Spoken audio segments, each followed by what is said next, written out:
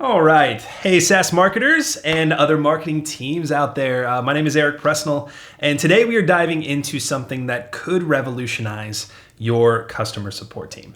These are 7 tips that are proven for creating support videos that actually get results. And this video is very important because these aren't just theoretical ideas. These are the battle-tested strategies that I've seen work with real SaaS companies who are looking to scale up or reduce churn.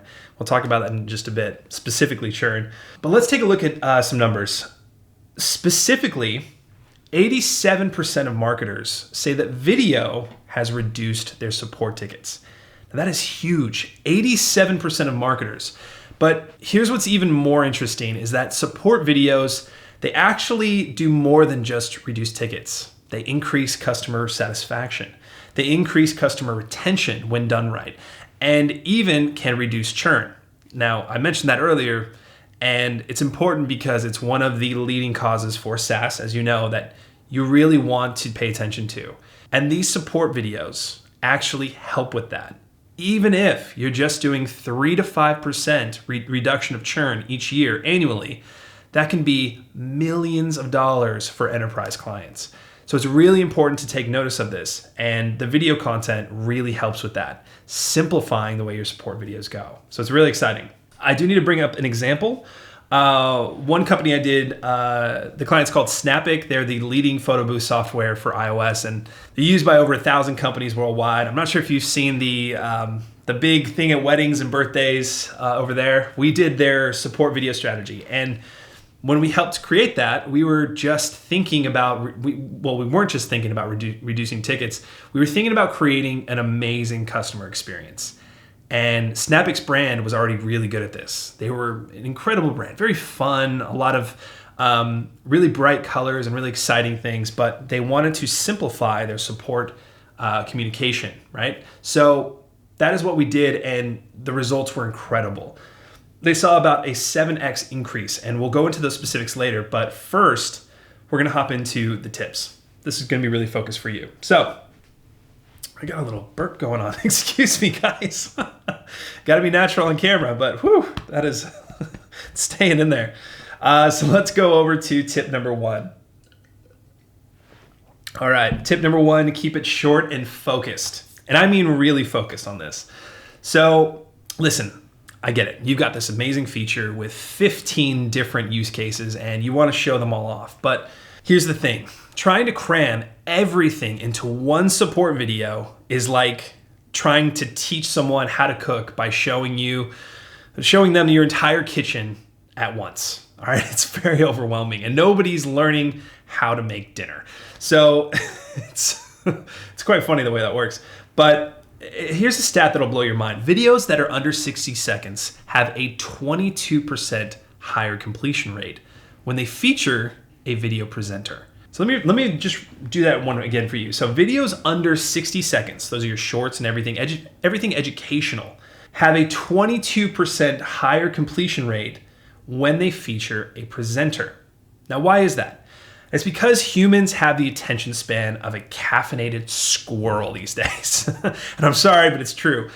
And I learned this the hard way with Snapic. When we first started creating their support content, we tried to cover their entire photo booth setup process in one video. They actually sent us a script, and there was a multiple step case in terms of what they needed to achieve for this one action. And I thought, man, you could really adjust this into about 5 different videos, each one hitting a specific task. And so we did. And the result was, let's just say that our completion rates were about as low as my high school math grades. But instead, we just broke it down into bite-sized pieces. And one video, one problem. So it was really interesting because when we did that, we had one video, one problem, one solution. And you got to think of it like a good pizza, right? It's better to have several perfect slices than one giant mess that nobody can handle. There's nothing worse than like cheese dropping off. Very funny analogy, but it all makes sense because if you can really just bite-size your support videos, it really goes a lot further in terms of the content that they're watching and achieving just a certain task. In Snapic's case, they didn't really want to highlight all of the login and the step-by-step order of doing the specific thing. And when you order this, you can also do that. It doesn't really make sense. You got to do one video for each step. And I think Google does an excellent job of this on their support videos. Is if you notice, I might have my editor pull this up. They'll list out something to do, but they'll have a hyperlink on each one of those areas that leads to that next support page, sometimes with a video. And that's really helpful because it showcases exactly where to go. All right, that's a little tip for you. Tip number 2, show and tell with a human touch, and no, your company mascot doesn't count. So here's something wild. 82% of consumers feel more confident after watching a video with a human presenter. And notice that I said human and not a floating cursor moving around the screen like a ghost in your software. All SaaS companies these days, it seems, are all about animation and motion graphics, and they look incredible. They really do. However, what you're really missing is a human touch. So yeah, screen recordings are very important, and that is great. That's essentially all we have to do when it comes to our software as a service. And it's very important, but they're like a sandwich without bread. Technically it works, but something crucial is missing, right? And you have to really think about it. Like when you're stuck on something, do you want to watch a disembodied mouse clicking around, or would you rather have someone actually walk you through it? Would you rather have someone actually guide you through the experience? It's the difference between getting directions from a GPS and then having a friend in the passenger seat helping you navigate. Hashtag backseat driver. Now, both of those will get you there, but one feels a lot more supportive, right? It's a backseat driver, but it makes for a fun event. Now, tip number 3 is to create preemptive content, or as I like to call it, you're gonna need this later strategy, all right? So this is like being the friend who brings a phone charger to dinner because they know that someone is going to need it. So instead of waiting for support tickets to pile up, you need to get ahead of the game. So you take a look at your most common issues and create content that stops the problems before they even start. And when working with SaaS companies, I always try to tell them that your support videos should be like really good parents, all right? They're there with the answers before the questions even comes up. And trust me, your users will thank you for it. There's nothing that feels better than searching for help with a problem and then finding out that you've already got a video ready to go. Just think about your experience with any SaaS that you've experienced. There's something really beautiful about knowing I'm really stuck on this particular thing, I wanna solve it, and within a minute, you have the exact directions on how to achieve that. It goes a long way. Tip number 4, you gotta make your videos findable, because the best support video in the world is useless if it's hiding like a ninja in your help center. And it's actually quite funny because companies will spend thousands of dollars creating these amazing support videos. I actually get hit up all the time for them saying, oh, we want it to look like this. And 99% of them have excellent motion graphics and stunning visuals. And that's fine. It really is. The brand look of it is great, but it distracts them, all right?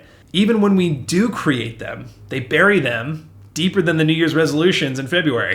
Your videos need to be easier to find, like free food in an office kitchen, all right? This means that you gotta start thinking like your users. They're not going to search for advanced protocol configuration implementation guide. No, they're not gonna do that. They're real people and they're just like you.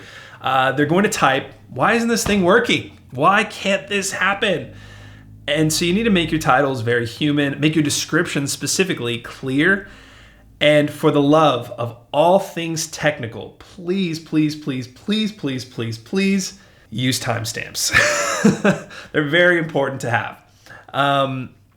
It's especially when it comes to video content. I think a lot of us, we kind of really get in our own head when it comes to support videos and forget that people are human, you know, that our customers are real people that are just going to Google a certain thing or go to your site and search something specific that is relevant to your brand or business. And I think if you can just make your videos super easily findable, and this comes from a lot of market research, that you'll go way farther than that. For video content, the messaging is so key. It's so important. I used to think that the background and like the setup and the lightings and all that, very similar to how most SaaS companies think, that you need your animation or your motion graphics to look good. But at the end of the day, it is the message, the true value that you're bringing that makes the most difference. So it's a little help for you. Tip number 5, let's move on. We are going to focus on engagement. And that is because boring support videos are like digital sleeping pills. Now look, I know what you're thinking, but Eric, it's a support video about database integration. How exciting can that be? And true. Well, well, let me tell you about this one client who managed to make a video that was all about, it was API video, API documentation. And it was so engaging that people were sharing it on LinkedIn. And this is no joke. This actually happened. And the secret was that they treated their support video like a really good first date. They kept it interesting. They threw in some really cool humor and personality about their brand. And they really didn't try to explain their entire life story in one sitting, right? You can use progress indicators to show how far along they are and add some subtle humor where it was appropriate. And please vary your tone, right? Nothing puts people to sleep faster than a monotone voice explaining technical features. And here we're gonna go into blah, blah, blah, blah. It just does nothing for it. So really have some fun with it because this is your brand, your support videos, but usually the messaging and the humor that's there, it should really be easier for a third grade to read. Short, get right to the point, and really have fun with the context that is there, all right? Don't confuse them, just have fun with it. Tip number 6, create multi-level content because one size fits nobody. I love that. All right, so here's the thing about your users. They are like a family at Thanksgiving dinner. I'm not sure if any of you are from the States, but Thanksgiving's pretty prominent. I'm currently out in Australia where they don't have Thanksgiving. So if you know Thanksgiving, you know that you've got the tech-savvy nephew who could probably hack NASA with a paperclip. But then at the very end, you've got your Aunt Carol who still prints out her emails, all right? Your support video has to cater to both, unfortunately. So this doesn't mean creating completely different videos for everything. Instead, you need to think of it like the old video games, right? Start with the tutorial level. This is basic features. Then move up to the advanced missions, and those are the power user features. And then finally, the boss levels. This is like Bowser if you ever played Mario. This is expert workflows, right? So the key is start small, work your way up. The key is letting users self-select their difficulty level while maintaining consistent quality across all levels, all right? And last but not least, tip number 7, measure and improve, but don't get lost in the data jungle. I think my voice is going out. Now, here is where the companies go wrong. They either track nothing and just really hope that this works, or they track everything. And I'm talking like, look at this spreadsheet with 47 tabs. So you really need to find that sweet spot right in between those. Focus on metrics that actually matter. It's not about likes and views and subscribes like you do on your YouTube. What matters is, are people watching the videos all the way through? Most importantly, are they solving their problems afterward? Are support tickets decreasing for the topics that you've covered?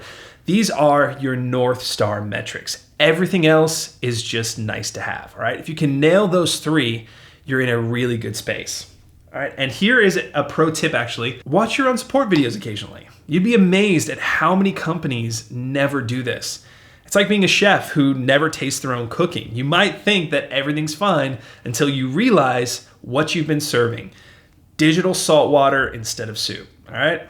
Man, that is an excellent analogy. Isn't that good? Just having some fun.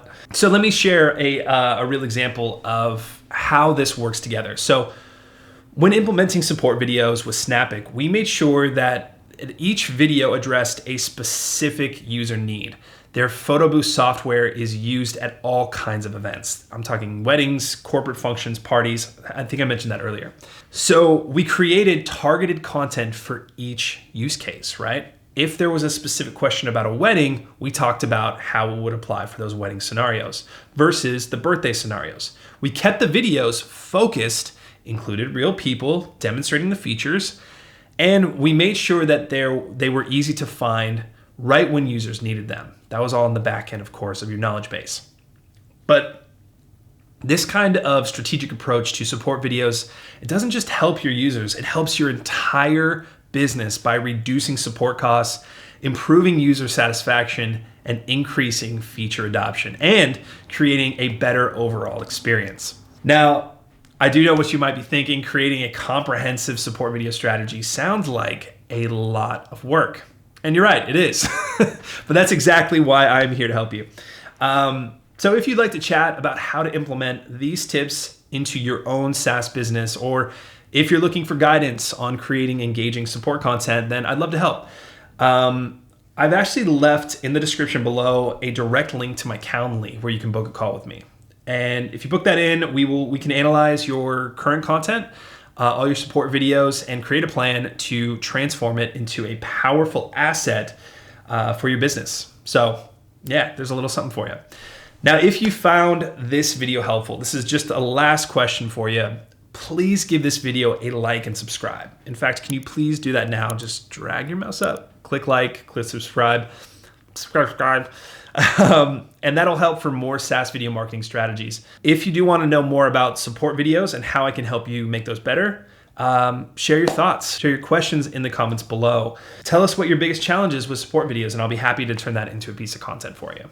And again, if you subscribe, then you can see all the remaining videos come out. So thanks for watching. Thanks for staying in touch all the way to the end. I'm absolutely done today with chatting. So I will see you in the next video. Thanks very much.